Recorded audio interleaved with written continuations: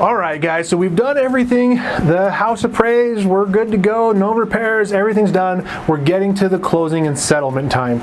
So let's talk about what the difference is. Closing is when you go to the title company. Most often you'll go to their office and sign all of your paperwork. This is going to be your loan documents, anything from title. You're going to approve with the lender that your taxes are all right and you're saying what you meant to say and all that kind of stuff. So all of that's there. That's closing, is when you sign all that paperwork. That's not when you get the keys most often, though. Most of the time you won't get the keys until settlement or maybe a little bit after. Settlement is when all of the documents have been transferred and everybody's got their copy of them, and the money from the lender has gone to the title company and then dispersed to the seller's title company, and that the property's deed has been put in your name at the county records. It's going to be recorded at the county records. That's when settlement has actually happened. So sometimes this happens the day after you sign your documents.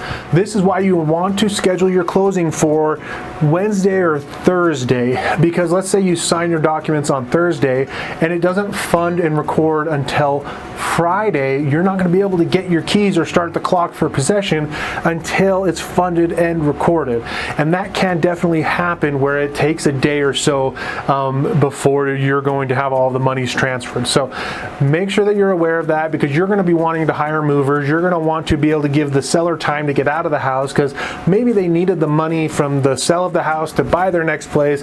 And I've had it happen, and it's never perfect. And even when we schedule it sometimes doesn't work out, where we're sitting there waiting for someone to move out of their house while we're trying to get our buyer's client moved into the property. And it is so frustrating to have all your friends and family there, whoever's helping you move, sitting around twiddling their thumbs, wasting their day because we weren't able to schedule it right. We don't want that to happen. So make sure you talk with your real estate agent and really plan that part of it out as best as possible. Okay, guys, lastly is going to be one of the things in the contract, and we would go over this beforehand, is called possession. What this means is, when are you going to take ownership and possession of the home? So, like our example, we close on Thursday, and then it doesn't fund and record until Friday. If we gave them 24 hours for possession, that means if it funded and recorded at noon on Friday, you wouldn't legally be owed the keys until Saturday at noon. So you can get them earlier if the seller's able to move out earlier, but you shouldn't presume you're going to get the keys any earlier than that.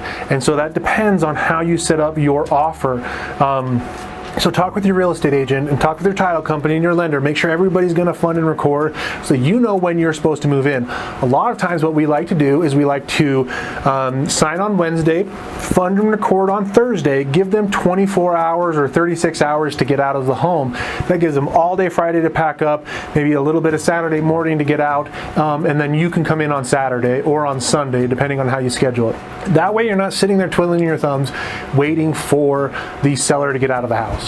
Okay, guys, well, thank you so much for joining me. This is going to be the end of the main series here, and then we're going to talk about strategies and ideas and some of the tips and tricks that we've had with our experience over the last 8, 9, 10 years on our team, in what is really important for you to know, and some strategies to be aware of in the process, and pitfalls that you can be aware of to avoid.